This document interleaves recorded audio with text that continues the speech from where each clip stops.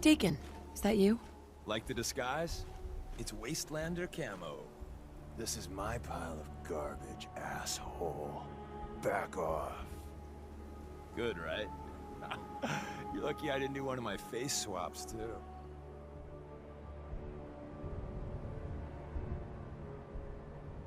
You can change your face. I put myself under the knife every year or two. New face, new body, you know, the full makeover. It keeps our enemies guessing. That?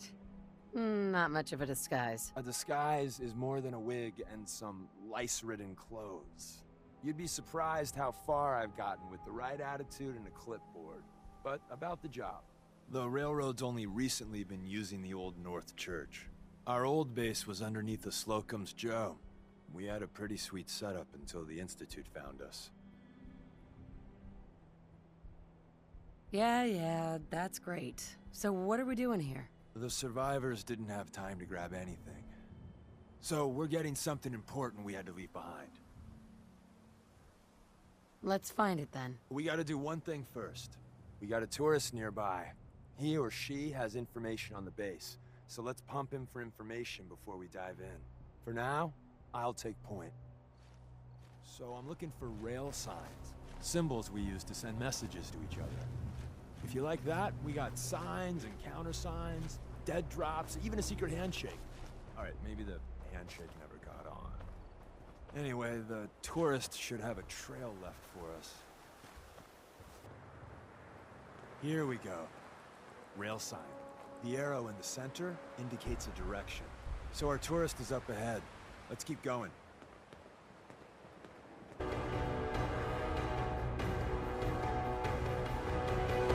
the plus in the center? That means there's an ally nearby, our tourist. You take point on the conversation. Look, no matter what he says, you just say, "Mine is in the shop." Trust me.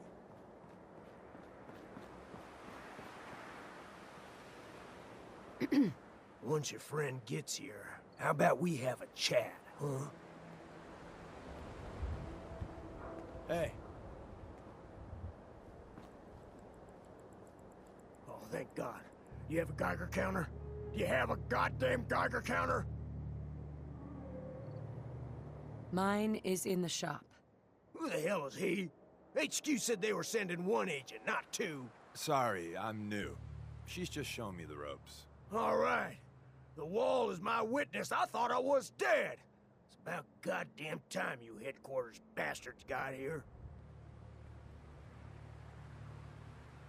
Ease up there, pal, or we're gonna have a problem. I already got problems, asshole. That little Slocum's Joe of yours is crawling with goddamn chrome dome synth sons of bitches. The front's fortified to hell and back. They place mines all over the goddamn place. Good to know. I'll be going. Yeah. As soon as it's safe, I'm getting the hell out of here. So if you need anything else, better ask soon.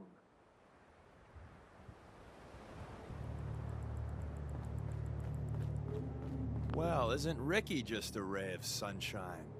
You think he's telling the truth? He's probably telling the truth.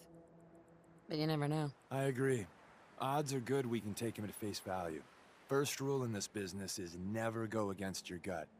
So if we take him at his word, the front door has mines, synths, and probably other fun and exciting prizes. So we're going in through the escape tunnel. Let's move out. You lead us there, pal. I got you covered.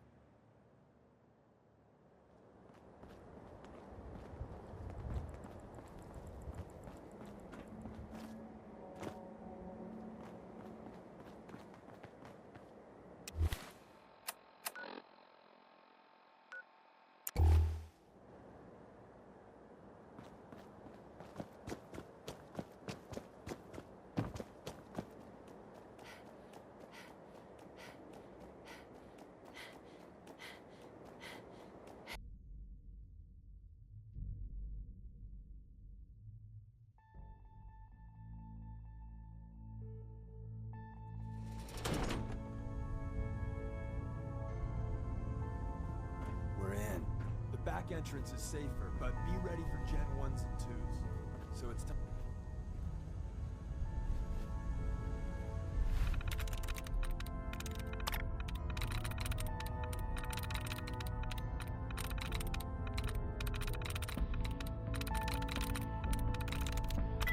Sweet.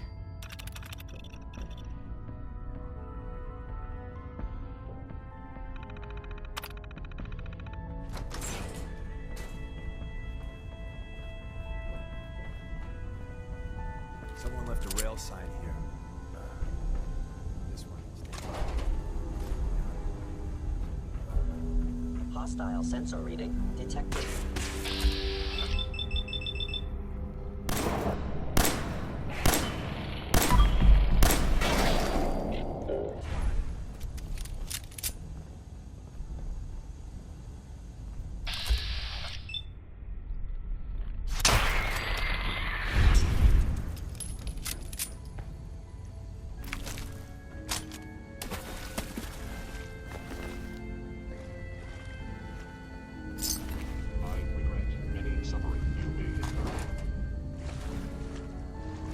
Wait, see the box in the center of that rail sign? That means there's cash in it.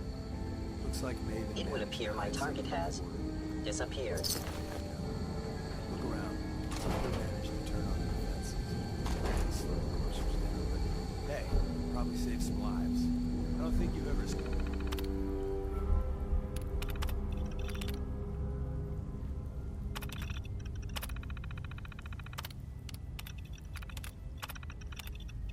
Seen a courser, but they're top of the line. Let's fuck up your day tech. There shouldn't be any coursers in here.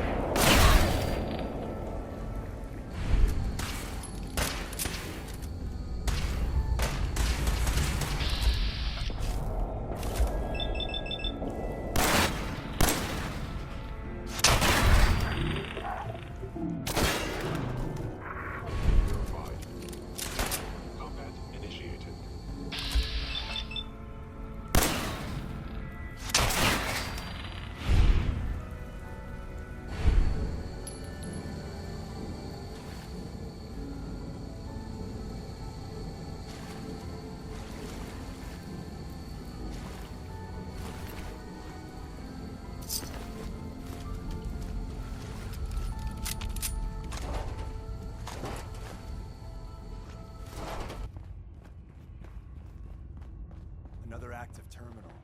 We didn't have time to trip the defenses up ahead. Power them up. We can give our Engaging friends a little hostile surprise.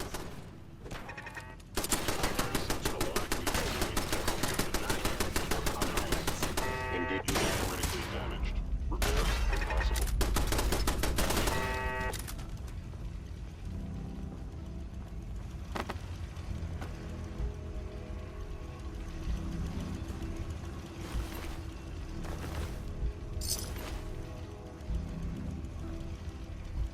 Combat subroutine. Eliminating all hostiles. Stealth capabilities. Fascinating. Contact detected. Possibly.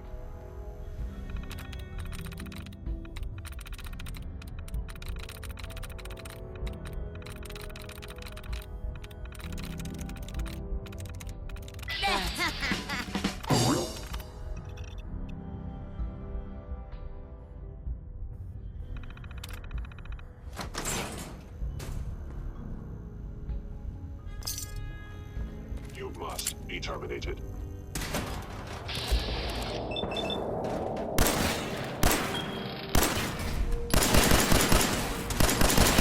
Attacks to continue.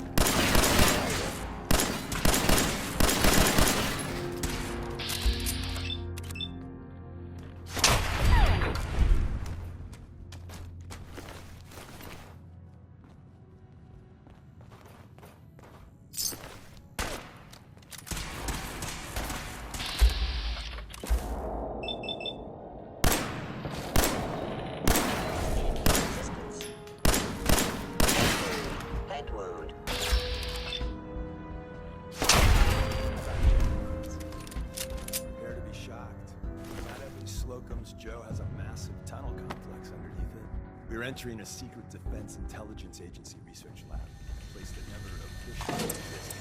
It's called the Swoop. Switchboard. The prototype is locked up in the heart of the facility.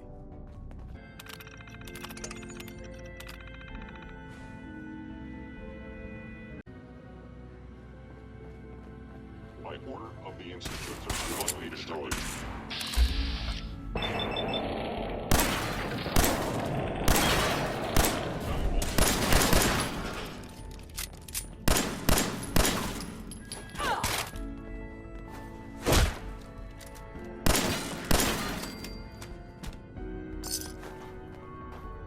Are you attempting an ambush? Terminating with extreme prejudice. The sensitivity of my sensors clearly needs adjustment.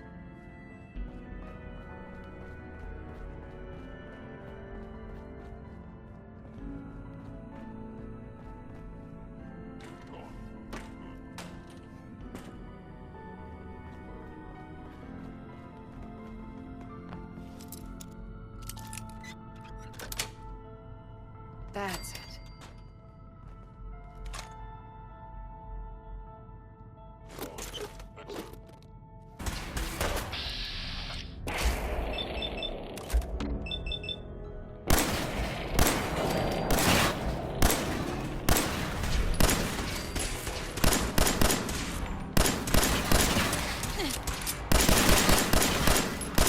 To close quarters. Terminating any hostile life form.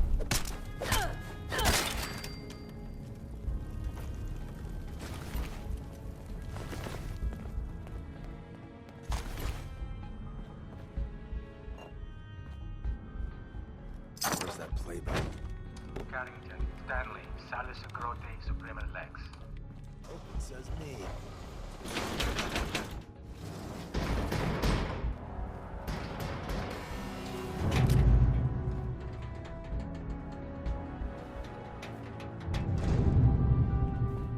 So Tommy Whispers didn't make it out. He died protecting our secrets. Let me see. There. Tommy would want you to have his hand cannon.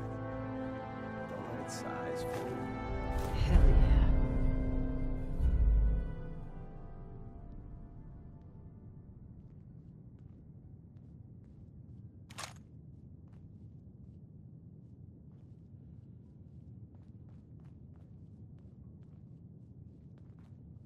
I appreciate it. May it serve you as well, heck, better than it did Tommy.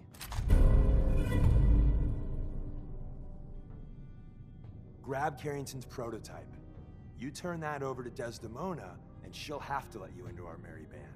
There's an elevator at the end of the hall. It should be a hell of a lot easier fighting the chrome domes on this side of the minefield.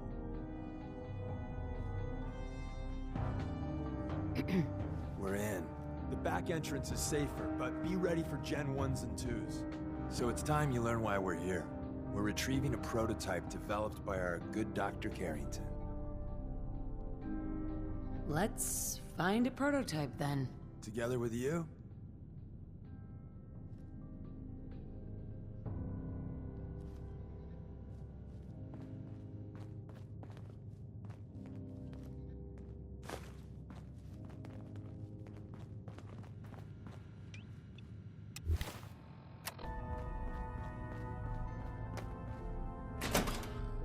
Attacking. Where did you?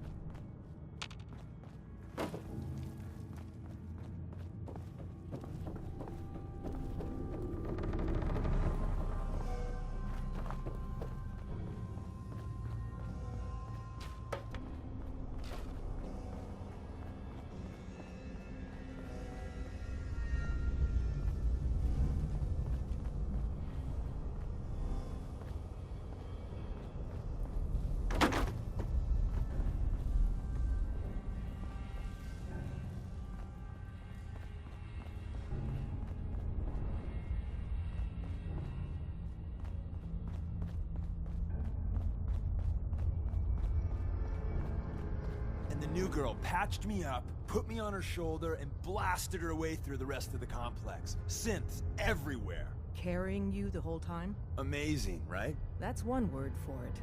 Deacon told me you single-handedly secured Carrington's prototype, disabled a minefield, and wiped out 100 Gen 1s. So is any of that true? Every word he said was true. And then some. A full 100? I can't even imagine. See? Just like I said, boss. I was expecting Deacon to grab a full team, including Glory, to secure that prototype. But instead, just the two of you cleared out the entire switchboard. You'd be insane not to sign her up, Des. You've certainly made an impression on Deacon. He's never spoken about, or lied about, anyone so highly before. Welcome to the Railroad, Agent. Glad to be aboard. It seems we're very lucky to have you. So you're in. Now we need to know what to call you. Secrecy keeps us alive. Code names are a part of that. So what's yours? Have any suggestions? No. It doesn't work like that. Your life, your name, your choice.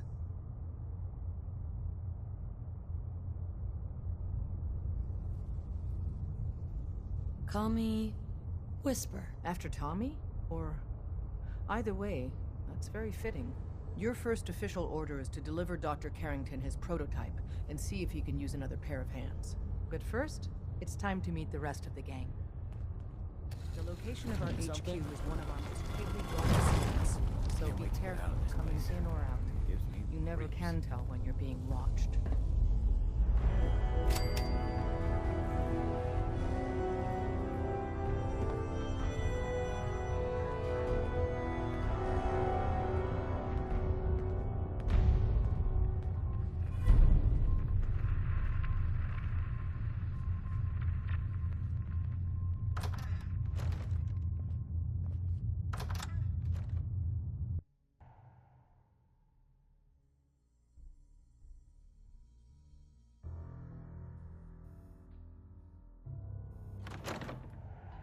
This is it. It may lack the amenities of the switchboard, but it's safe, and we've taken precautions not to be surprised again. Things are chaotic right now, so there's plenty for you to do.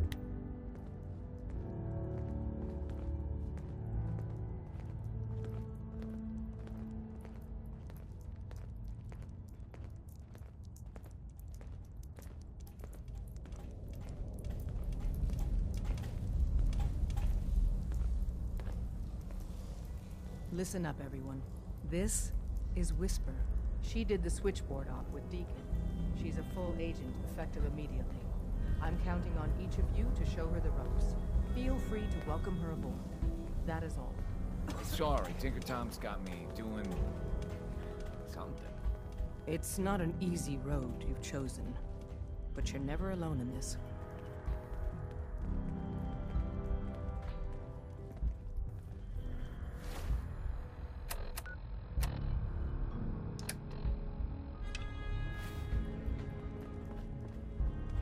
Ah, it's our newest agent.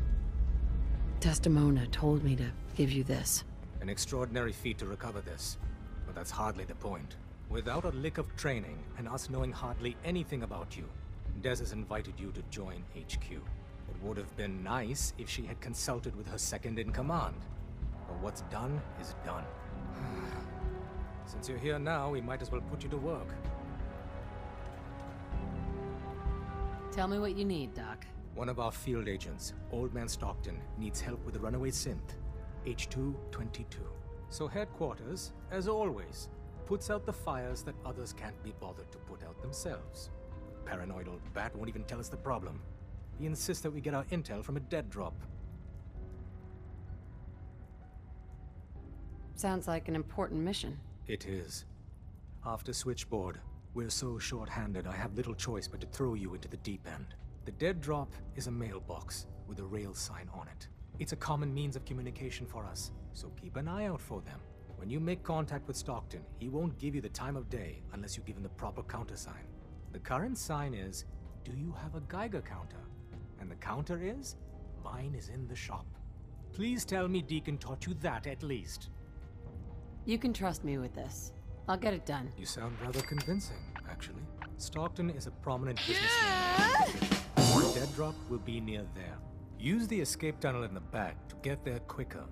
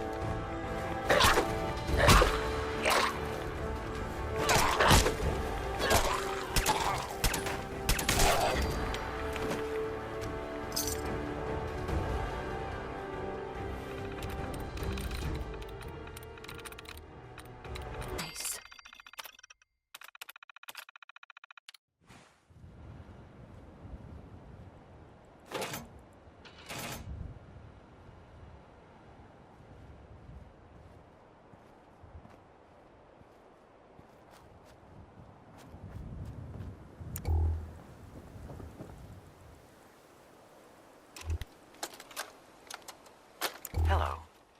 My name is Storytime Simon, and I hope you like stories, because I love to tell stories. This one is called The New Squirrel. Come with me on this magical adventure. There once was a young squirrel named Ricky who lived in a big oak tree in a city park. Ricky was a brown squirrel and lived in the oak tree with all his brown squirrel friends and family. Every day, Ricky would look out from the top of his tree and wonder what kind of squirrels lived in other trees. The older squirrels warned Ricky that the squirrels in other trees were thieves and liars. They were never to be trusted. Ricky had a rebellious heart and would not form his opinions based on anecdotal evidence. End of holotape. Please insert holotape 2.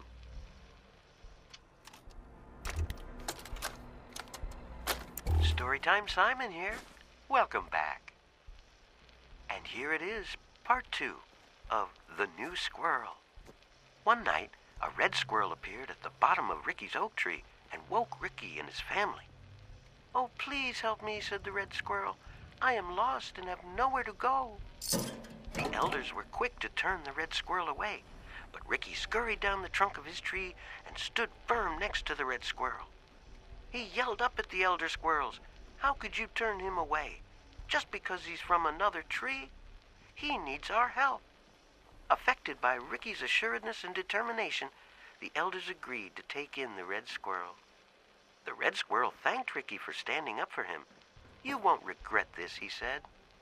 End of holotape. Please insert holotape 3.